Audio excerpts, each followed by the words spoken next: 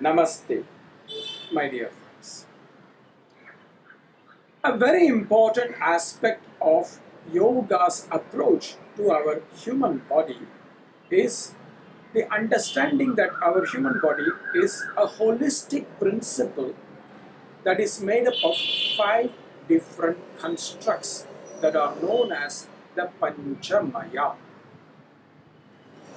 The Pañcamaya model is deriving from the Taittiriya Upanishad, a very old Upanishad, and it is accepted by every later philosophy that includes also yoga, Ayurveda, Siddha, etc.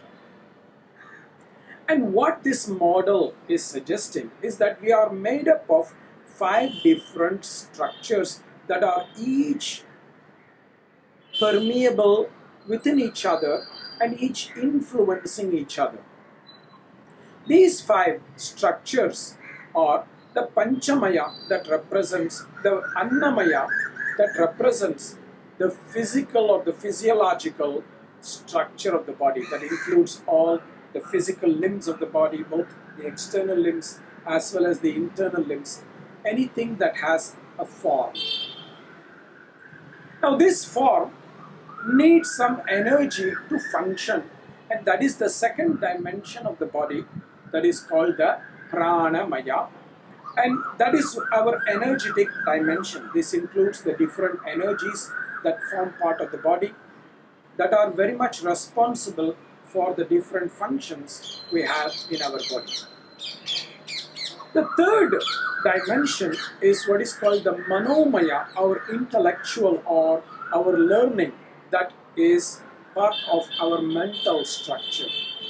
We all have unique learning, not only based on the universities or colleges that we go to, but also the culture we are growing up in, the structure of language that we are learning, etc., that shape a unique way of how our intellect is structured. This is called as the Manomaya. Further comes the Vijnanamaya. The Vijnanamaya is our dimension of our personality or our emotional structure, which is also very unique to each of us, how we perceive the world, how we are relating with the truth, how we are carrying out the influences of our past experiences, how connected we are to ourselves, etc., form the basis of what is called the Vijnanamaya, which can be said as our personality structure or our emotional structure. And the most subtle of all of this is the Anandamaya, our spiritual structure. We are not just biological beings, we are also spiritual beings that are guided by a consciousness principle. And that is what defines the Anandamaya.